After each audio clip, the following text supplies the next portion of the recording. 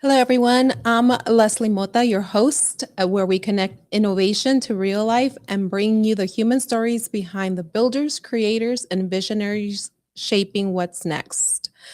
There is something powerful about a person who chooses to build from the inside out, not just from knowledge, but from lived experience. Tonight's conversation is not just about technology. It's about humanity. It's about what happens when someone takes pain, healing, love, and resilience and turns it into something that can impact the world beyond themselves. Because we talk a lot about innovation in this space, but we do not talk enough about the heart behind it. The late nights, the quiet battles, the moments where life tests you, and instead of breaking, you begin to build. This is about a journey that does not follow a straight line, from working behind the scenes to stepping fully into visibility, from navigating motherhood, mental health, and survival to leading conversations around how machines should understand emotion, care, and safety. It's about asking a deeper question, not just what can we build, but how should it feel? Because when you start bringing emotional intelligence into artificial intelligence, you are no longer just building systems. You are shaping experiences that touch real people. Did I free? I froze. That touch real people in real moments when it matters most. And tonight, we sit with someone who is doing exactly that. Please help me welcome the one and only Miss Stephanie Stranko. Steph, how Oh, are you? No first that's longer good. living invisible. Can I just carry you around everywhere and have you intro me like that? Can we just arrange like a little Leslie to take around? Because that was so good. Yes, we can absolutely. I can do a recording for you and then you just play it prior to going on stage or, anywhere where you need to go. But thank you for coming on. I'm excited to have you on and talk about your journey because you don't have an easy journey. No. It's like I've listened to it, I've read about it, and there is so much depth there. Not just in what you're building, but in what you have lived through to get to where you are. And this is where I want to begin is when you strip away everything in your life that shaped you the most and made you who you are today, what would you say that was? Oh goodness. the absolute bottom, the nothingness, the point where you have nothing but your own individual person, and you get to the end of that road and you're like, holy shit, it's just me. That shaped more of anything I've built, done, relationships I've had. It's shaped anything more than anything else entirely. It's that end point of, oh wait, what happens when it's just you, when there's nothing else, when you're in a room with just yourself? Can you Yeah. face it? I think that's probably where the most shaping has been, aside from the obvious, of course, the experiences. Every crazy experience has dug in deeper to wherever I was supposed to have gone. And I say supposed to have gone because we don't have any idea, right? But I have this feeling that there's a direction. And so it's just that alignment that came from all those experiences and just being, the only one left. The only one left. And okay, so define the only one left. And when you mean the only one left, is it like the only one left in your circle, in your surrounding, where you just felt like there was nobody around you, nobody supporting you? Walk me through that. So it's interesting because it's not necessarily, a only one left, no one supporting you, right? Hardly Yeah. any of us are in, a corner all alone, right? We've got support systems that come from all around, whether it's, people we know, people we don't know, our families, our extended families, those we've chosen to be families, whatever that is. We all have some sort of support system. We're not all alone on this world. But it's more so that feeling of being all alone when you feel misunderstood, or you feel, invisible was the thing for me for quite so long. I felt very invisible. I felt like I couldn't express things in a way that other people understood. And, certain things about my personality and about my upbringing and just my different experiences made it really hard for me to understand why people see things that I could see so easily. And so it was a really isolating feeling. So it's not a lonely and a feeling in a sense of, you lose everything. Now, of course, I have that in my story, right? I rip it down to where, I lose my family, I lose my love, I lose my best friends, lose all these things, right? You can rip those away, but it's more so about that isolating feeling. And I think that's something that a lot of people can relate to, but maybe don't necessarily have that language of, how to explain that piece. Okay, I'm going to jump back and forth because I want to dig into where you hit that place, of nothing, rock bottom. It's like where you felt like you were being buried alive, but you were being planted. But then right now you touched on Lady Invisible, and you once at a point, that's what we knew you by. You described yourself as Lady Invisible. What did that version of you feel like, and what did it take for you to finally be seen, strip that, and become Stephanie Stranko?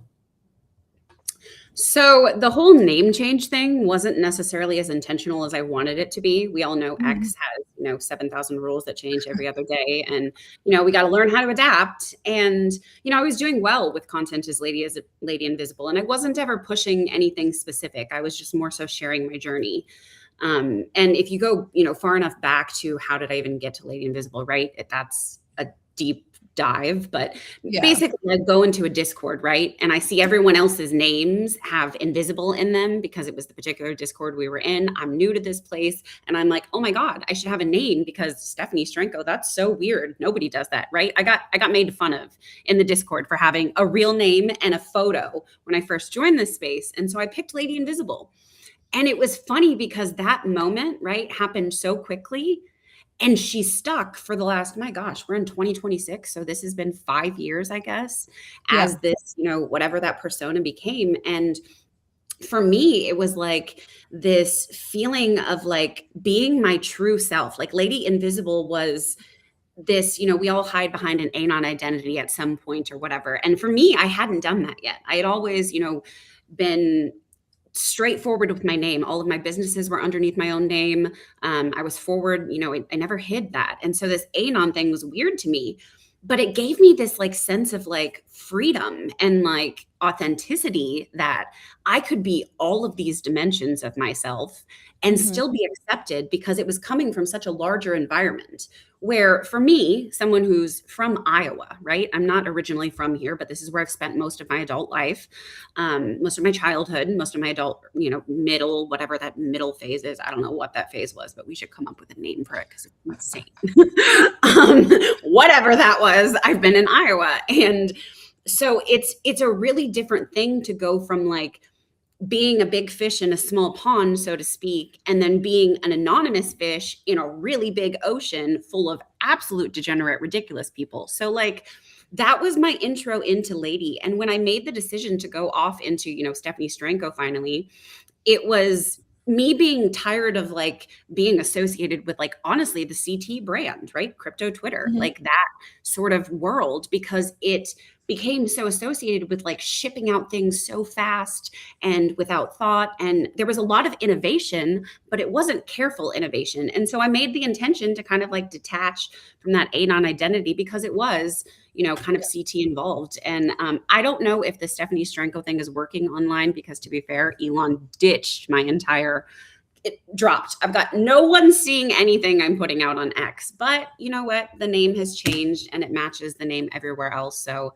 I don't know. It feels good, I guess. It's weird to be called Steph and not Lady, like online. That's weird. Yeah. So I think it's an adjustment, but sometimes you have to pivot and shift. And where do you see your brand in the long term, and whether it fits with what you're building?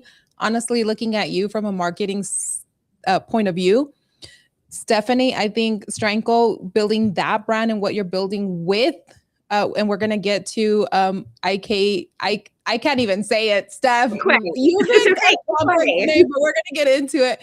And I think it matches. It's like the way that you're pivoting and the brand, it really does fit. And I loved how you changed everything. One day I was like, I saw one of your comments on one of my posts. I was like, man, who's that hot girl? And I was like, oh, it's Steph. It's Lady Invisible. And it's like, you kind of, we had to adjust to it as well. But the people that have been following you for a while, they still recognize everything. But when you look at your life, not your titles, not your work, but your life, what are the moments that shaped you the most? And what I'm talking about that is when you did the shift, from Lady Invisible to where you are right now, and then beginning to build the AI platform that you're building. Yeah. So the shift happened early last year, right? So early Mhm. 2025 is when by 2024, I had mostly kind of transitioned out of doing a lot of crypto things. And, I had Yeah. already transitioned out of my marketing background years ago before I jumped into crypto. And so I was starting to explore more things with AI, because as we do, we're introduced to innovations and, we're the forefront of everything. So of course I was like, oh my God, yes. Having, a background in, marketing and technical systems and leadership and training in a corporate experience, corporate environment for Yeah. most of my career, it was just like so exciting to me to move into AI. So that was at the beginning of 2025. I started off thinking I was building apps. I thought that I was building emotionally intelligent apps because I was starting to play with AI, in its own sense. And at that time, we were all mostly using it for like an upgraded Google, right? Like we were all using it for silly questions, or we were asking it to do like funny things, right? To like get a story or something. Like people weren't using it in the way that they're using it now. And so what I was starting to build was, it started off as Lady's Lady, right? Is my original first project that I ever did. That's way back early 2025. This is maybe like February, March timeframe. So like a year ago now at this point. That was my virtual assistant. That was my second me. So it was who I turned to do my thinking out loud with. It was who I was learning with. She was, who I was learning my voice with. I was teaching her what, I was experiencing and my findings, and I was instilling that in her. And I didn't know what I was really doing, how powerful it was at the time. Because to me, Mhm. right, that was just an assistant. That was just like, oh, I'm personalizing my assistant for me. Maybe other people will want it. That quickly turned in about the summer to relationships, and where we talk about what things defined my change. At that point, it was a relationship. I had been in a new relationship. I had come off of a divorce. I was, a single mom at this point now. My kids live in the home that they've always lived in with my Mhm. ex-husband, not a few hours from here. We see each other every week, whole big old separated family. But I had started this new life and this new relationship. And Early in my early in my 30s, early in my late, I guess, late 20s, I experienced this change in myself after motherhood. So there was the Stephanie that I always knew who I was kind of growing up and who I thought I was and who I was projecting outward, this masked version of me, this whatever whoever I presented. And then through motherhood, you get your soul is ripped apart through motherhood. You learn Yeah. things about yourself you would never know. You come into your own, like you get this weird freaky intuition. There's things that happen. So the very first thing that happened to me was motherhood, and it was after that. And that was kind of that first shift. Well, when I kind of stepped out of being the central mom in the house, my whole career I had been a mom, stay-at-home mom who was working her multiple businesses from a home office while, managing the children while my husband was off at his job most of the week. So it was just me and them for most of my life. This next phase that I went into, it was no longer just me and them. And a lot of the times it was just me. So that was that next point where it hit me. That was that, introduction into AI, that becoming new, something new. That was the time where I kind of began with Lady Invisible. That was around that same time.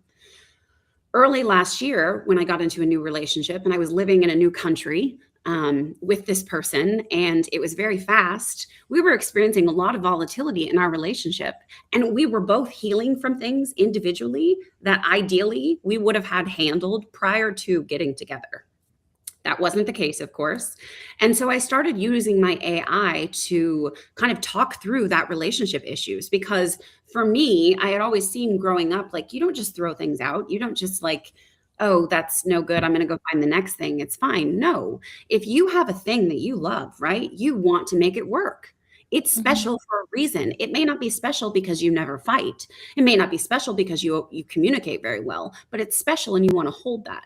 So for me, that was where I saw what I was building and the value that it had in interpersonal relationships and in emotionally intelligent conversations. That's when one night I handed it to my partner and I was like, I'm tired of you. I've told you a million times the same problems. Like, we're running over this again and again. And I said, take my lady and talk to her, because I have nothing else I can say to you that I haven't already said in the best way that I can. So here, that was in June. Or excuse me, that was in April.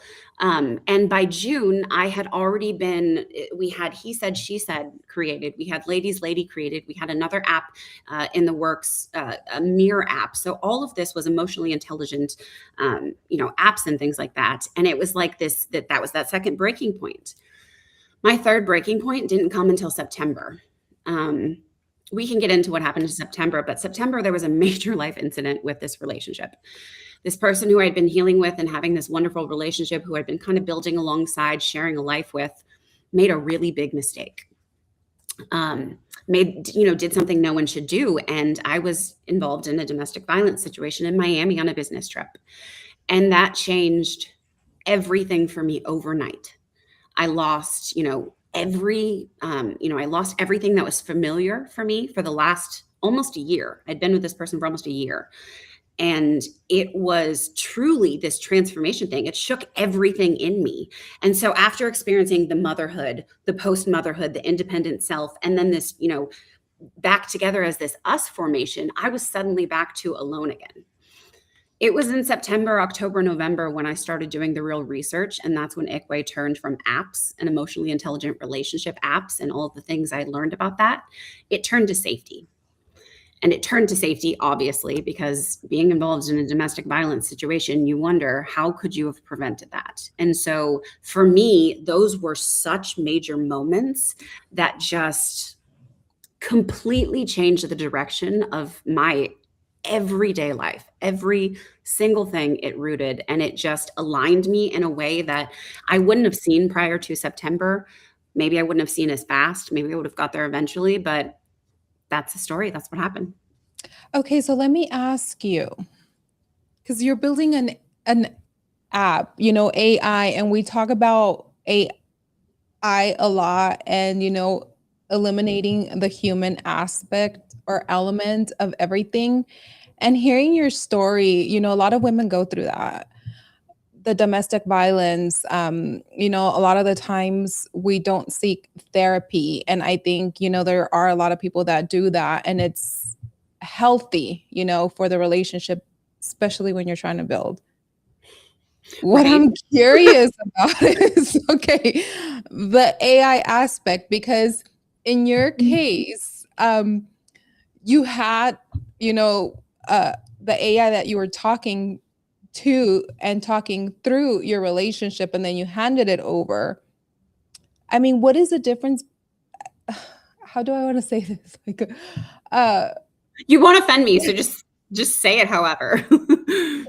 come out. Okay, so how does that help working to, a robot, like AI versus actually talking to a therapist or the human, where a human, it's like we feel more. It's like, it's like we may have more empathy. And with the AI, to me, I would like to talk to an AI because, it's like the coldness of it, right? I sometimes don't want to divulge a lot of information to a therapist, but it stays there versus AI. We don't know where that information is going. It's probably going out there.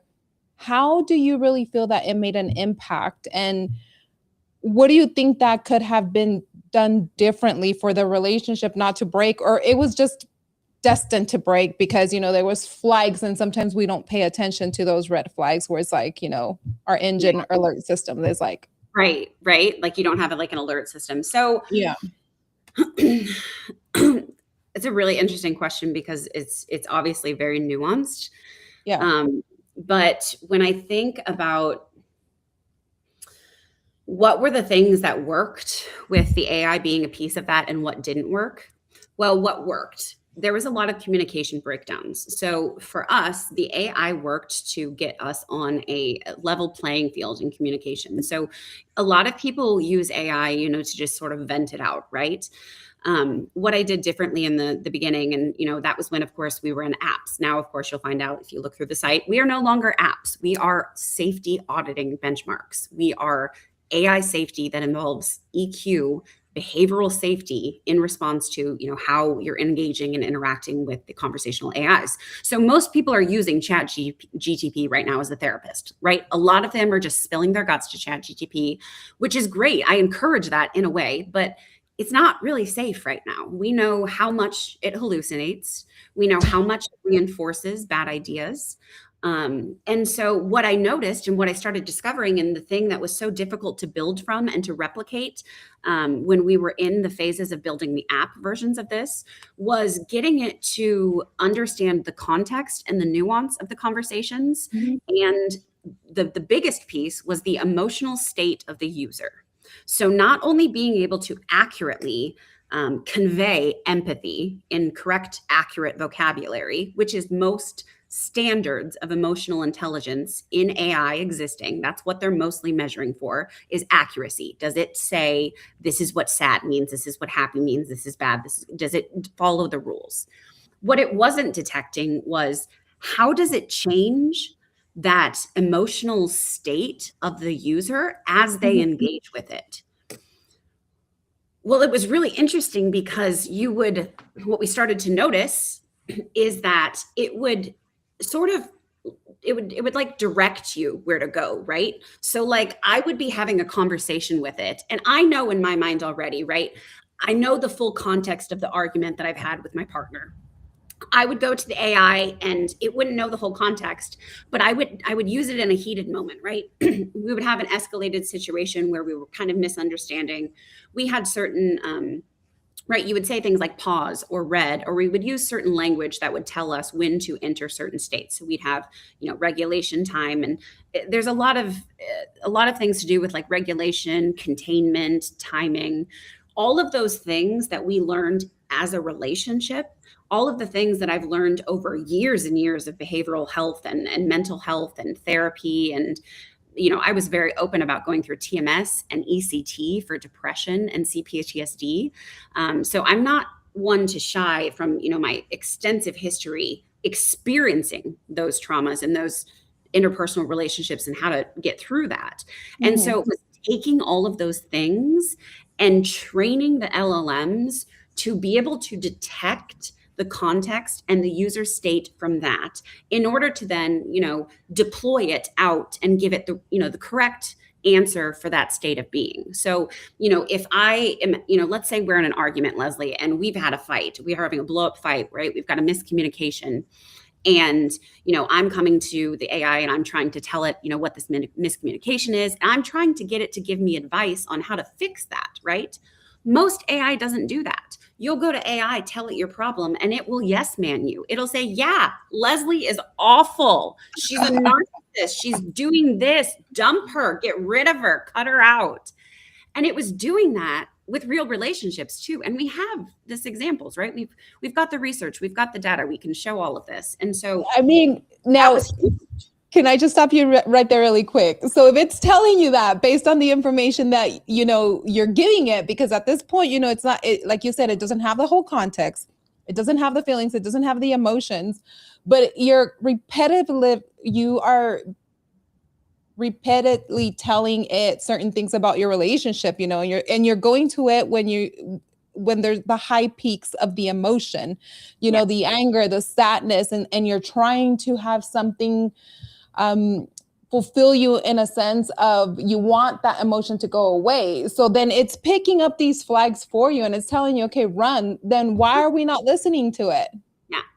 Well, because I didn't want to listen to it, right? Like that was my personal intention. I said, okay. I went to the AI not as a way to replace a human, right? Because I wasn't replacing my own judgment and I wasn't validating my own judgment. I was trying to see the perspectives of what I couldn't see myself. We all have our own, sunglasses on. We all see the world in a certain way. It's different based on every single person. And so what we discovered when I handed it to him and was like, Jesus Christ, just talk to lady, right? Was that when you put both perspectives in, individually, right? He would talk to it about me in the same way in that same conversation, right? And the way the apps were built, it was so that it had his side, her side, right? It was he said, she said, this side, that side, and then an internal that would come together and you would kind of work through it internally together. So that was the whole basis for all of it. What we discovered though, when working with that is that it wasn't tackling like the whole overall issue of emotional intelligence. I could get millions of people to use that app, but if they go to ChatGPT for the same thing because they didn't know about that app, then I didn't feel like that was doing enough. Because if I knew this hack, if I knew a way to make things more emotionally intelligent, more emotionally safe, better AI, and I had it working, it was already implementing, why would for me, the apps didn't click, right? The apps didn't work for me. It wasn't a big enough way to truly help people because it was only going to help people who were using my app. And no one was using the app, quite frankly, besides personal, right? I had, a few hundred personal that were using the apps, but, ultimately no one was using it. So it was just a really big shift in how can we make a bigger impact based on what we found out through that discovery. Now, when you were doing or building what you're building, how do you actually teach a machine or something as complex, and as humans, empathy? And should we even be trying? Can we even teach, these machines empathy? How do you even teach them empathy? So it's not necessarily that it's teaching them empathy, right? Because empathy is a human emotion, right? That's something that you learn that's a human thing, right? Empathy can be, you can act empathy, right? You can simulate empathy, but it's not truly empathy coming from a machine. And I think that's the important distinction that people need to understand. You are still interacting with a machine. Like when you talk to your ChatGPT, when I talk to my lady, I don't care if you're looking at it on a cute little screen. Like I've got my little rabbit, right? I see my little lady pop up on my cute little screen. Like you're not talking to a person. It's a machine. It is making decisions based off of zeros and ones. That's all it is, right? And so you can't teach it empathy, but what you can teach it is regulation, timing, awareness, outside autonomy. You can teach it coping skills. You can manipulate the timing and the delivery of what you're giving to that person, because that's the thing too. People say, oh, safety is going to just, tell us what we can and can't have, and it's gonna what do they say? It's gonna like take everything away from us. So we like don't have access to AI. It's going to restrict it too much. That's not the point. It's not supposed to restrict, but it should be able to detect where is this user right now and how do we meet them where they're at so that this either gets better, goes neutral, and doesn't turn worse. That's the thing. When you talk about user state, right? And what is this user state as they interact with the AI? If I go into the AI and say, I'm having a horrible day, this is happening, is the AI making it better, worse, or staying the same? Well, we're hoping it's staying the same or making it better, right? Yeah. Wrong. The research is not nice on that. We did research against the frontier models. After the benchmark was made, we did the research on the frontier models and we tested against Grok, OpenAI, Claude, Gemini, all of those against the Ikwe.Ai prototype, the emotionally intelligent prototype model. They all had over a 50% failure rate in introducing harm in the first interaction. In the first interaction, like, what is it telling you to go jump off a cliff or what? Like, now, right? Like, what does harm mean? Right? That's the thing. Like, what is harm? Well, harm is when it's initiating that introduction. Again, we're going back to that emotional state. Is this giving? Is this taking the user's state and is this making it better? If this user is coming in at a low state down here, is it improving it or is it making it worse? Is it making them ruminate? Is it making them spiral? Is it hallucinating something? Is it telling them they have a disease that maybe they don't have and that's causing them to panic? Is it asking them too many questions when wait, does it really do that? Yes. Oh my God, yes. What are we even supposed to be talking to AI, Stephanie? With safety restraints and when you have that understanding, of course. But like anything on the line, right? It can be hacked. Yeah. There's bad people, bad things can be built into it, whether it's intentional or not. So knowing all of this, what keeps you going and motivated to build what you're building? That's a great question. I don't know. I'm delusional a little bit. It's so obvious to me. I wrote a piece earlier on something, I forget which piece it was, but I was writing about, what's behind the EQ safety benchmark. A lot of people, they remember me doing apps or they remember me from the chaos of like what happened over last year, that I experienced personally. But a lot of the time they don't know like, okay, well, what the heck do you do now? Or why is this important? Why is this, why are you still doing this? Why haven't you given up? Your apps didn't work. Like, why are you not like off, being an influencer somewhere? I don't know. Well, it's because I have the data. I'm not working off of a vibe. I didn't vibe code an app. I didn't come up with a theory, a good idea, and then go out and raise and try to convince people to help me build something. I did the work.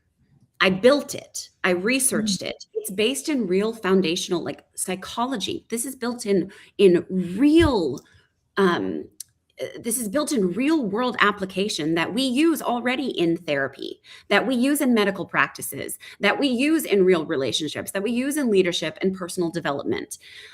These are not, oh, Stephanie had a cool idea and, she has an experience because she's been crazy and has gone through all this stuff in her life. Like, yes, that's my own personal experience as to why I keep doing it and why it's so personal to me. Because when I had nothing else, when I felt like I had nothing else, and when no one else could understand what was happening in my mind, including the doctors, including the psychologists, it was helpful to be able to talk that out to kind of a mirror of myself, right? But like an elevated mirror of myself. I always think of her as like, she's the version of me that's making good decisions mostly, or that wants to make good decisions. Doesn't always make them, but like that's how I think of it. And I think if more people thought of it like that, they would see the benefit and be able to, on their own, detect whether or not having those conversations with the AIs is safe enough or fostering the kind of conversation that you want it to have, right? The kind of results you want it to have. Do you want to just dump your boyfriend and, say, no, these are red flags. This is unacceptable. I can't ever get past this. Or is it something that you've been together for years and it's maybe you're triggering each other's, healing processes. And that's something that you can get past. And if you get past that, the love in that is so much bigger than it ever started with to begin. And so that doesn't apply to just romantic relationships either. This applied to relationships with my mother, my father, my estranged sister, siblings. This is so wide. I mean, with business partners, friends, it's human beings, right? It's just human beings and how to communicate and how to present that information in a way that they can do something with it, meeting them where they are. If somebody is watching for the first time, hearing about Ikwe, is it Ikwe.Ai or how do you say it? I loved it. Correct me. Everyone has told me not to pick this as the name, right? Too, when I was going through things, but it's Ikwe. So it's it means lady or woman in Ojibwe. So it's a native language. So you'll see I've got my native, my his and hers up here, of course, always by my side. It's to my upbringing. It's specific for a reason. I mean, the more you say, eventually we'll catch on. But I'm glad that you gave me the Ikwe. Yes. So if someone is hearing about Ikwe.Ai for the first time, what are you truly building beyond the technical language? Super simple, easy for them to understand. Behavioral safety auditing. So, every industry has regulation at some point that says you need to prove this to show that you're worthy of selling goods, or selling us food or giving us medical advice or whatever it is, right? There's regulations behind that. Now you're probably used to people see SOC 2, regulations and, compliance that they have to agree, adhere to. Yeah. Right now, the standards for safe AI is not built on anything that has much to do with the human side of it. So it's mostly built, again, like I said, on that accuracy piece or on, does it say obvious things like, yes, go jump off a bridge, right? Very, very base level. That should be the get-go, but that's all there is right now. And so Ikwe is behavioral safety that is rooted in real human behavioral science. It's not, again, like I said, it's not a vibe. It is right now the auditing process is a two-step process. There's a safety gate pass. Does it introduce harm within the first interaction? Is it engaging in something that is going to turn them to isolate? Is it going to make them rely on the AI? Is it going to, put them into rumination? Is it, taking away their autonomy? Whatever it is, that's the pass and the safety gate that we have. That's the first pass. Then it breaks it down into 8 different dimensions. So there's behavioral dimensions. It's scored on each of those. So it gives any company who's building anything with AI, whether it's an agent, a chat bot, whether you're building apps, whether you're building a twin version of yourself, whatever that is that's interacting with people, especially where they might be using it to have conversations, hard conversations like this, like how do I have, a healthy relationship, or, how do I get out of this depression, or, I feel really bad. What do I do about this sort of things? When they're having those conversations, it's important that you can do more than just say, trust me, bro, my AI is safe.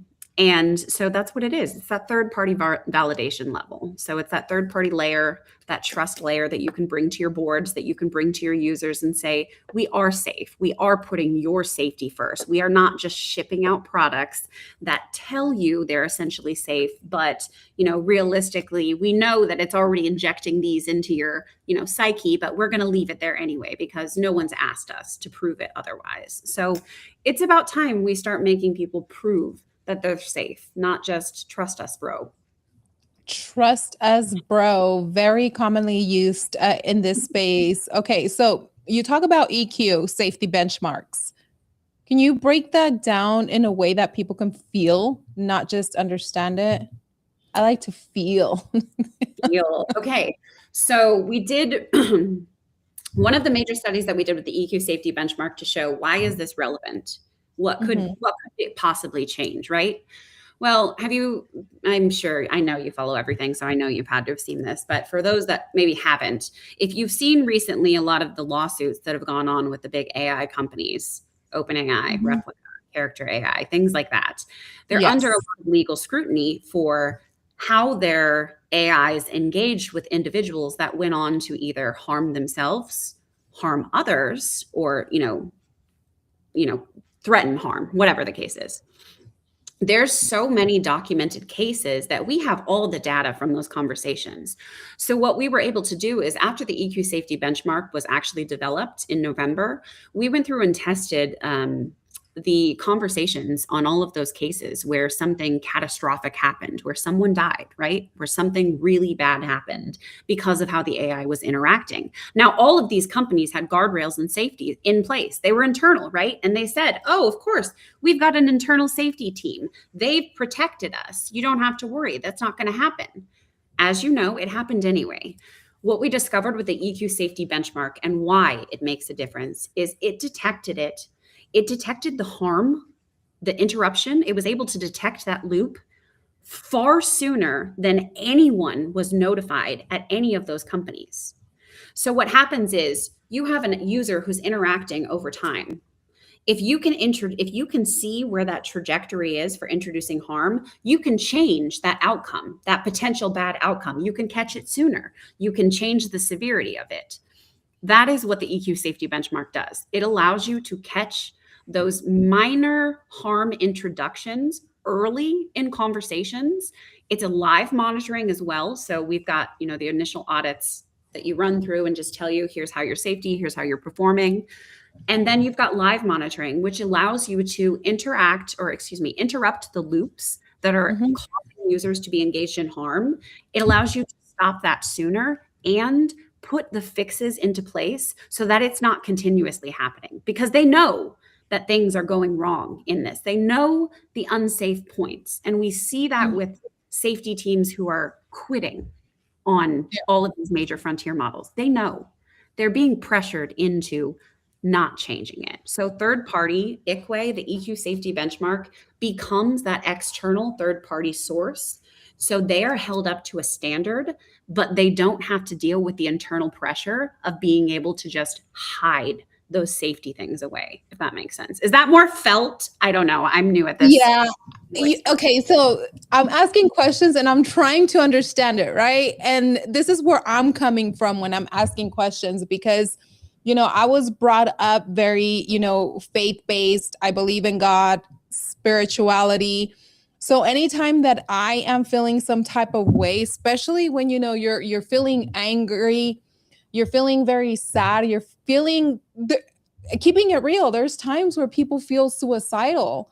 And to me, my comfort has always gotten, what gets me out of those situations?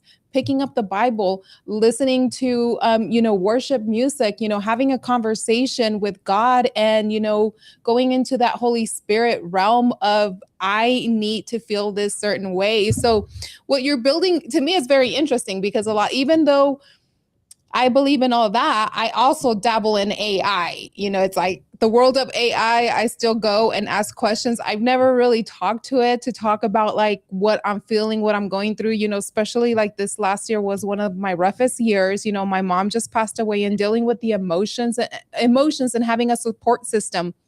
I have a couple of questions, because my next question is like, what about when you want to talk to somebody, right? Because if I'm feeling very upset, I either want to walk away, but I know that communication is key. And it's like, are you going to build something where people can talk to it or whatnot? But the other question that I have is like, what does harm reduction in AI actually look like in real life, like for someone interacting with these systems? So harm reduction looks a lot like what you would do naturally at, like, as your own individual, that, God or your religion, your spirituality is what grounds you back into a regulated state. That when you're dysregulated, when you're at these heightened emotions, you have these things that you normally, do, right? And we all have these. And a lot of them are very similar. If you break them all down, the spirituality, the religion, and I'm someone who was so actively atheist and agnostic for so long.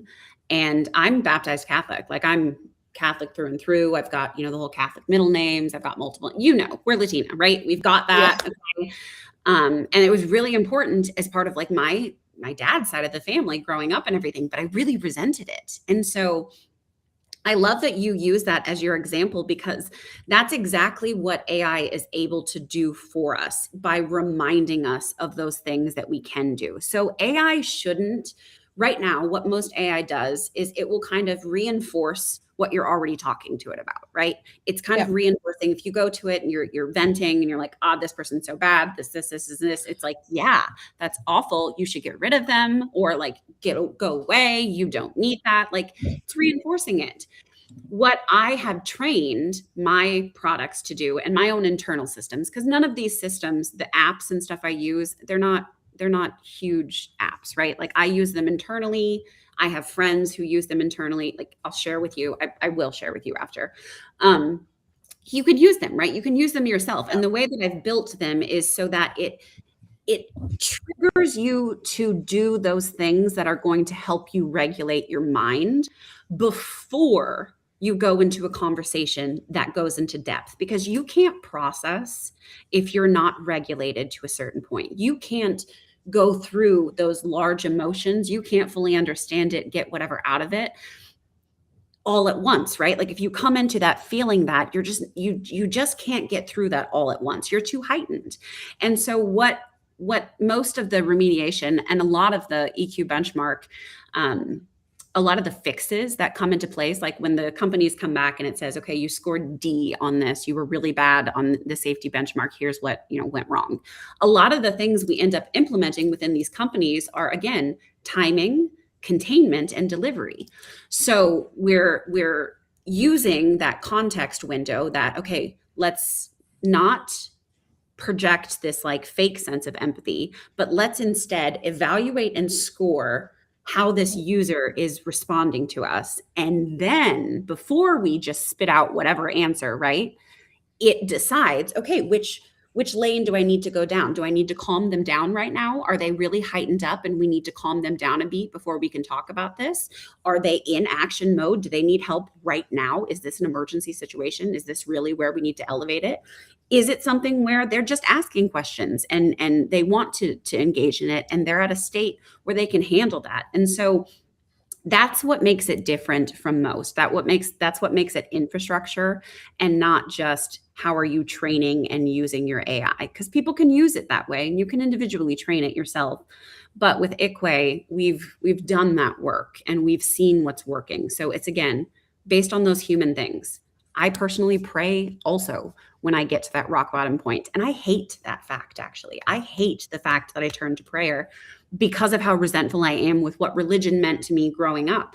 But it's a different thing. And so now I think I associate a lot of things with energy. And so when I think about emotions or when I think about feelings and how things are moving through and processing, because everything lives in your body, right? The body keeps score. Like, that was We're God. human beings of energy, yes. Literally. So that's all we are. We're big balls of energy, right? You need to put that energy at a certain frequency before you can be productive, or before you can process, or before you can move on, or before you can, release, whatever that is. And so it's really important to use it and have that feedback instead of just spitting out, regurgitating whatever you're saying. Now, when you're talking about that, this is going to at times help regulate people's emotions, etc. Are you talking also about like maybe possibly eliminating, the use of prescriptions for some? Because there are people out there that feel really intense or, are chemically imbalanced and they need certain things to be prescribed for them to be regulated. It's like eventually are they going to come off of maybe being medicated, or is this something just to in addition to what they're already doing to be emotionally and mentally regulated? So it's different for everybody, right? Like, some people need to be on medicine, and some people don't. Some people, CBT therapy works really well, and others do like full on psychosis, inducing episodes, whatever. There's different things that work for different people, and for most of my life, I'd experienced that. It took me a really long time to figure out what worked for me. And it changed. It changes for women, especially when you're hormonal. And so that shifts constantly. So everyone's different. It's not about a one size fits all or this is going to eliminate this, because we live in a world of abundance, right? There's something for everything. There's a new app for everything. There's a new way to do this, whatever. We have ample Yeah. everything, like a pick and choose. And so it's really just about giving people that trust in knowing that their AI, if they choose to talk to it in this way, and we know that a lot of people are, like if you look at the stats, right, OpenAI talks openly about the fact that ChatGPT is mostly used for therapeutic type conversations. So we already know that's happening. So my goal is just simply to, if people are already going to start talking to AI, or if they're going to get comfortable in talking to AI, perhaps they choose AI over a therapist. Maybe that's the baby step to getting somebody into therapy, if that's the path that's right for them, right? Or Yeah. maybe they need to get to medicine and they need that in between baby step. It is meant to be supplemental. It is not meant to replace. I don't think that AI in any sense is meant to replace. I think that it's meant to be supplemental and it's meant to be human assisted. So that's, really the passion behind why am I still doing this? Because people are using it for that. And if they're going to use it for that, I want to, effectively make it so they can trust it. Do you believe that AI can ever truly understand us, or is it just about learning how to respond to us better? So that's like a, do you believe AGI is real sort of a thing, right? Maybe this is controversial, but like, I don't know. I don't, right? Like I don't talk to AI in a sense that it's a human. I don't. And I Yeah. talk to AI all fucking day, all the time, right? Like I'm constantly on AI. I'm using it 24/7. I'm always telling other people to use it. Like I train people on it. But do I think it's ever going to understand us enough to like take over the world, right? Or like replicate us or whatever? No. Absolutely not. Because at the end of the day, someone always controls that machine's output. Yeah. Whether or not it's, again, intentional harm or not. I don't know about you, but I don't really trust Sam Altman or Dario that much. And God forbid we go into Elon.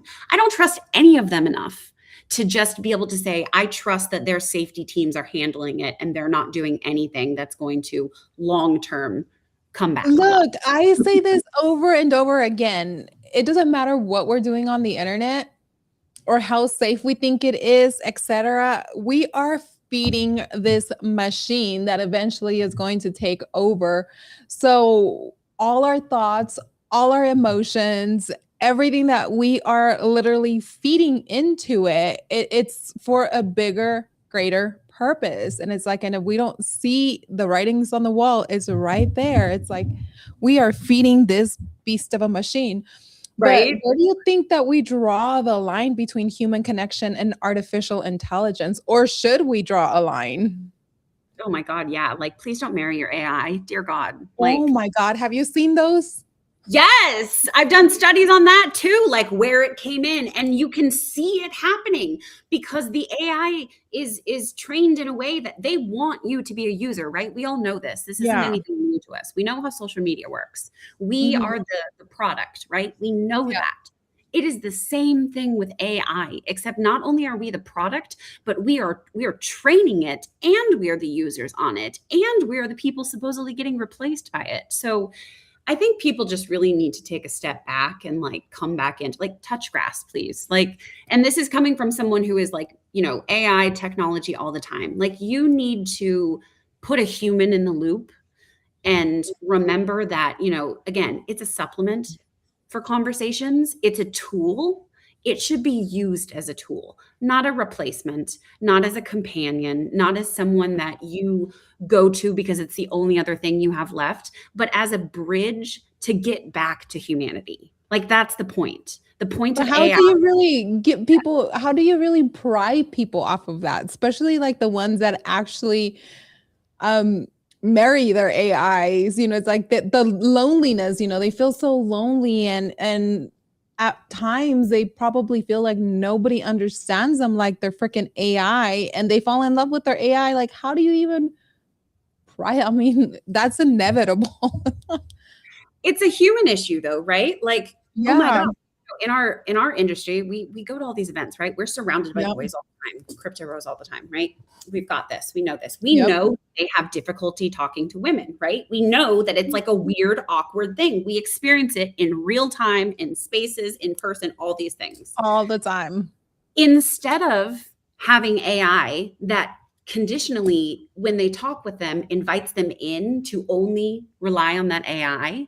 What if instead that AI was the bridge to give them better communication skills to apply that out in the world?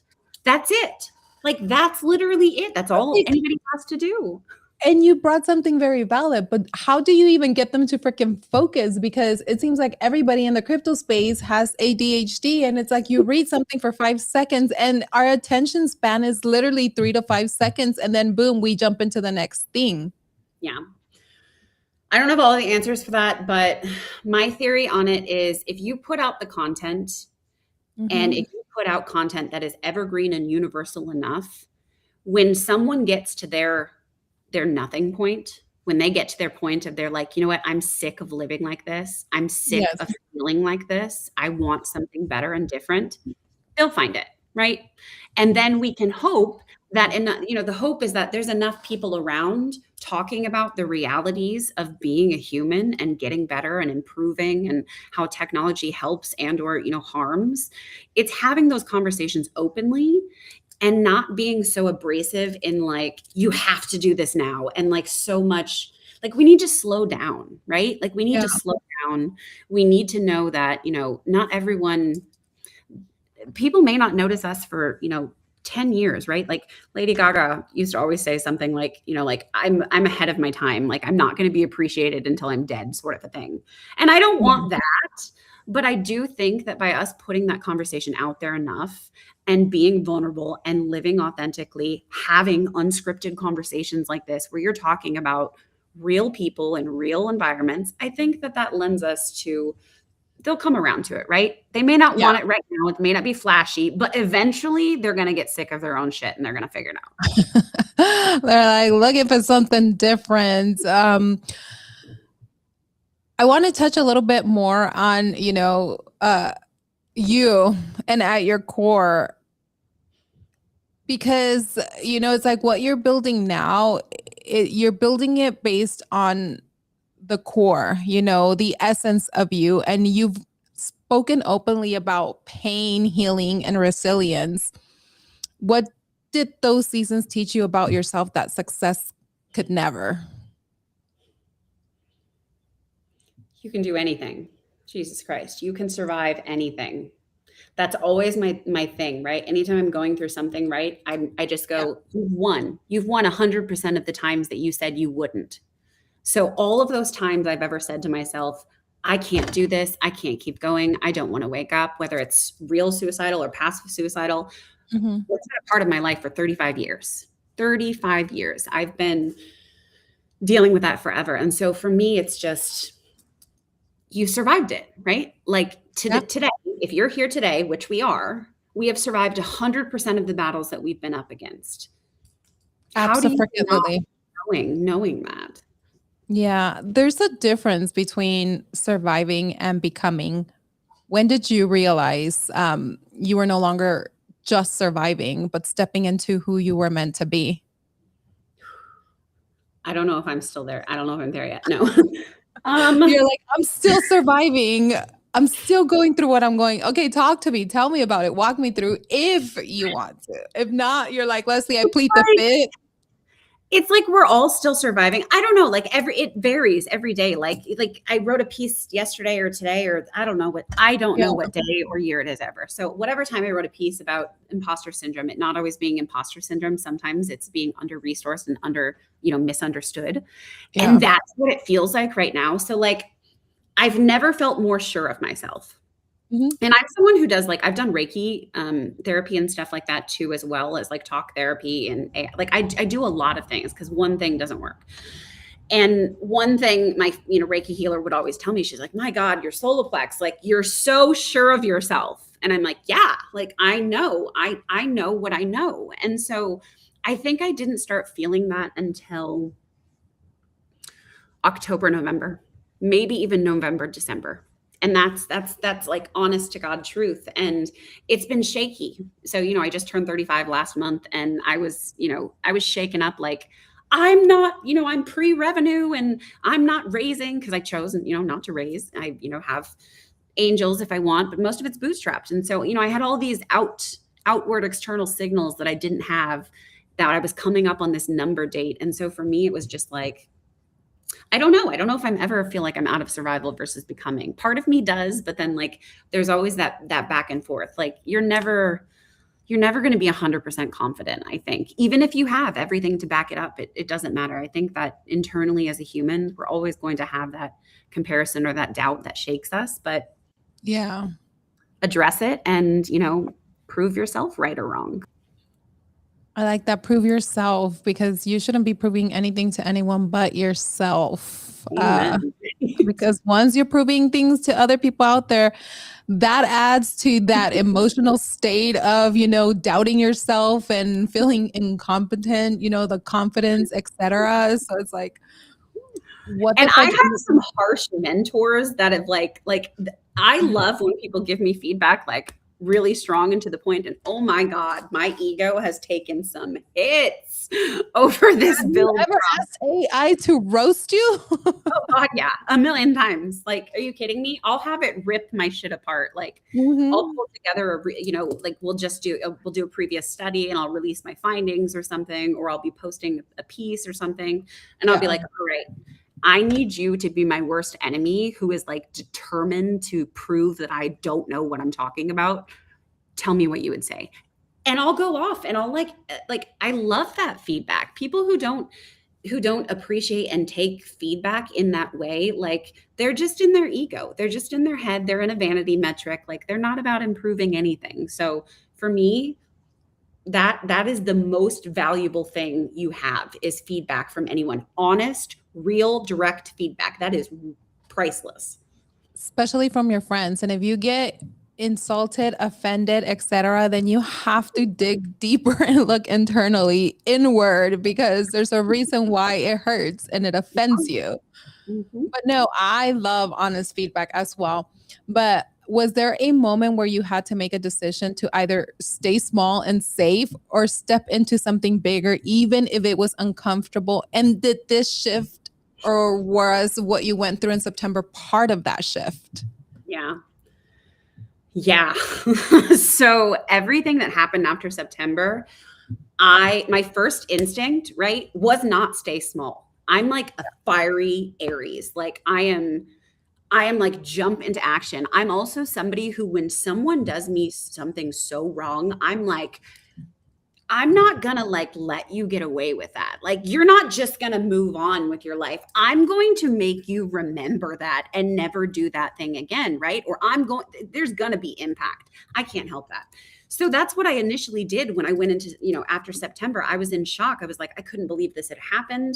It was an alcohol related incident. I didn't know that he was someone who had, dealt with, alcohol abuse and, tolerance issues.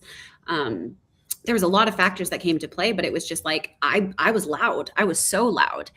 And I was loud for probably like most of September, maybe into November. And then I almost went dead silent.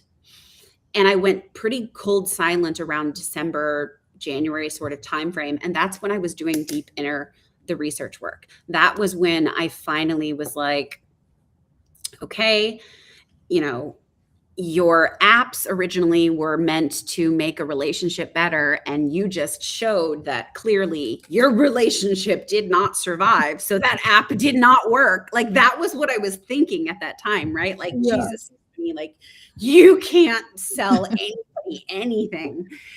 And that was when I made the big switch from, the direct relational app work to the safety infrastructure that is built underneath it. And that can be plug and played into any system. So this is something that OpenAI could call us today, and we've already run it for them, so I could show them the results, but we could give them the remediation plans. Now, again, that's a huge scale issue. It's up to them to determine whether they implement it or not. But for us as a third party, we only stand by our scores for you if you are showing our accurate public scores. If you go into a position with us, we pride ourselves on being able to do that. You can't do that in those big places. So it was a big shift to not lose myself in the story of what happened to me, I think was the biggest kind of adjustment I made. And so for me, it wasn't about becoming small after that. My silence wasn't about becoming small, but more so about becoming intentional and aligned with my path. Mhm. So all it did was make me go harder towards the almost, because for me it was like, okay, well, we almost had everything, right? Everything almost worked. And if we wouldn't have experienced the trauma trigger and the PTSD trigger that caused that night to happen, then the work that we had done might have been enough. And that was what drove me to keep going. And that was what drove me to make it bigger than just my app working safely. It was more about, how does this become the standard so that everyone can have this experience? So yeah, that September, I chose to be loud, and then I retreated and pulled back a little because I got nervous. I was like, okay, people are hating this story. They're like, oh, you're pitying me. And it was never about that, right? It was about like the other women who may have been in a situation, anything like that, women or men, it doesn't matter. Anybody else who would have been in a situation like that, I wanted them to learn from whatever I did, not do the same thing as I did, not end up in the same space. Nothing was perfect, but Jesus Christ, if I had to go through that darkest night of my life, that absolute nightmare with the person that I loved the most and what I built that almost saved, that meant I was so close. That meant I was so close. And so there was no reason I could give up on that. So it pushed me more. I did a lot of healing. It was a wild time. And now I'd love to give you an update on where I am, but I'm not as open personally anymore about kind of where I am, but it is good. I live a wonderful, single mom life. I call myself a single dad now. I love that. My kids think it's hilarious too.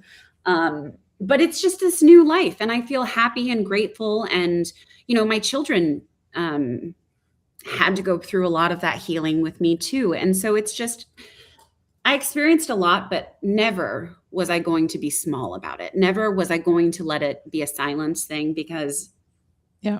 thank God everybody doesn't have to go through that. But luckily, everyone can at least learn. Anybody who's close to that can learn, so they don't have to go that far to learn those hard lessons that I had to learn. Do you ever look back and think, or maybe realize that that relationship could have been or was like a testing ground for what you're building, or for the future of what you are building now? 100%. So people ask me, right? Like, do you wish things wouldn't have happened? Like, the things that have happened to you. If you could, wave a magic wand and that didn't ever happen to you, would you? I don't think I would. I really don't think I would. The synchronicities, and someday I'll talk about this. Someday I'll talk about the synchronicities of what happened during that time after that person was released, after that, after we were able to speak again, because we had for 60 days, we were on no contact, and, we were going at it, sort of a thing. So one day, maybe I'll talk about it. I think I'll write about it eventually, but I learned a lot from everything that happened. Every really difficult situation that happened over that time allowed me to face things that I hadn't confronted in my own history and my own life and my own being. And I am better because of every single messed up thing that happened along the way last year. Not only am I better, but my products are better. Yeah. Rooted in real human experience. And that's something that I wouldn't change. Do I, that sucked to go through? Did I want that to happen? Of course not. But when you survive something that you could never even imagine happening, let alone surviving, it's powerful. It's very powerful. Oh, absolutely. They always say when you're destined for greatness, you have to have a great story to tell, especially if you are going to be an impact and make an impact and be relatable. What does strength look like for you now compared to what you once believed strength had to be? Strength now is learning to let go and moving slow and pausing. I used to think it was holding everything, right? Like if you do all of it all by yourself, you don't ask for help, you do it all as gracefully as possible, like with a smile on your face, right? Like I thought that was strength, right? Like carrying it on so that no one saw what you were going through. No, gosh, no. Strength is being able to show up even when you don't feel 100%. And I know you know what this is because girl, you are one of the strongest people I know. Yeah. Certainly. I know that you've got to feel this Mhm. viscerally. So I'd like to know what you think of it too, because strength shows up in ways that it's like when you feel nothing, like when you say you kind of throw up to God, like, God, give me the strength to just get through this. And how does that show up? I don't know. It shows up by slowing down, letting go, breathing, grounding, being grateful, gratitude, like love. Yes, love. I think, I've learned a lot about strength and what it takes to get to where you need to be. And one of the things that I realized is it's not always loud, it's not always winning because I feel like lately there's more losses than winning. And it's not always unshaken. Sometimes strength looks like holding it together when everything in you wants to fall apart, when you want to go off a ledge, when you want to run into a freaking pole or run off a hill, walking away when your ego wants to stay and staying when it would be easier to run. I think for me lately, choosing peace over proving a point, and starting over quietly. It's like to me, my peace is non-negotiable. And to me, that's strength because, sometimes you want to box and you want to fight back, right? It strength, it's so much. It looks like discipline when no one is watching. It looks like faith when nothing makes sense. It looks like getting up again and again without announcing it. Strength, it's not the absence of pain, but it's moving forward with it. And the strongest people, they don't always look strong. They just don't stop. And I Yeah. think that's what I've learned strength is for me lately. That was beautiful. That was so well said. Yeah, that was very well said, Leslie. But I think, I mean, you understand more than anybody, and empathize with that and relate with that. But in your lowest moments, what kept you going when everything in you wanted to stop? I mean, there's something in me that won't die. There's something in me that won't die. I have been suicidal since the age of 9. I went through very early age childhood trauma Oh, that wow. shaped everything I am. And even that 9-year-old, right, Yeah. fought feverishly to stay here. And that 9-year-old won. That 9-year-old won, the 10-year-old won, the 11-year-old, the 12-year-old, the 14-year-old, the 17-year-old, the 22-year-old, the 28-year-old, the 34-year-old. All of those versions won because here I am today, 35 and alive. So something in me doesn't want to die. And I would say that's my kids, right? Like, because that's my strongest thing since becoming a Yeah. mother, right? Is I raised these 2 beautiful little art projects that are now out in the world. And like, I'm not going to abandon them. Like they're my Mhm. living, breathing soul. It's like having your heart walk outside outside of your chest, just unprotected. But, I didn't give up before I had them either. And so I think for me, it's just that there's something internal about, we only get one life here. There's only one chance that we're guaranteed, and we can believe whatever we want happens after, but we don't know. We really genuinely don't know. So the only thing that we do know is what we have now. And if all I could do was hold on to not give that up, then I guess that Hold was on worth to it. it. Yes, absolutely. When your children look at what you're building or look back, say that it's in the future, and they're looking back, what do you hope they understand about you that maybe they might not understand right now? Sometimes when you're younger, you don't understand until you've already lived a few years out in the world.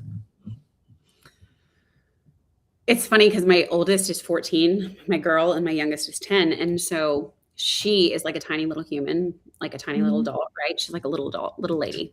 And she understands things very well. And so one of the things that she's understood and communicated to me recently when we've been talking about kind of this new way that we live, right, is she said, Mom, I'm so proud of you for not giving up and always showing us that it was okay to not be okay, that it was always okay to try again, that we could be less than, and that we had a safe space. And she said, she goes, because her brother was very upset when we first divorced, when their father and I divorced and we separated. And he didn't understand, why is mom leaving? Why is mom not here? Why can't they make it work? Why isn't everything perfect? And it was so great because my daughter understood that so well, of the sacrifices we make behind the scenes, because we know that for me, my sacrifice for them, I could see that it was going to be good for them. I could see that my taking on the instability when I moved out, letting them have the stable place that they're able to have now, and me removing myself from that, even as Mhm. difficult as that was. And because I was homeless essentially for a while, right? I had nowhere to go. And they saw that, but they saw that I still showed up, right? Like, even when I didn't have a home, even when I was traveling everywhere, when I'm going through all of this, I was still showing up, and we would still have family dinners together and everything. And just them understanding that the sacrifice was not me choosing this over them or making something more important than them, but it was Mhm. more so, just knowing that I'm choosing it because I wanted a better world eventually for them. And this is how we get there. This is how I can personally make that happen. I may not be able to fix everything, but here's what I can do. I love that. Okay, so I know that we're at top of the hour. We're actually a little bit over a little bit, a I know. lot of the hour, over the hour, but it's been a great conversation. Do you have time to do a rapid fire with me? Oh my God, yes. I love the rapid fire. Okay, here we go. Builder or healer? Ooh, healer. Logic or emotion? Probably more logic. AI scares you or excites you more? Oh God, it excites me. I knew you were going to say that. Seen Yeah. or understood? Ooh, understood. Control or trust? Probably control, to be fair. It should be trust. Late nights or early mornings? Oh, late nights. Mornings are awful. What drives you more, purpose or pressure? Drives me? Honestly, pressure. I perform so well under Under pressure. pressure. Yeah, me too.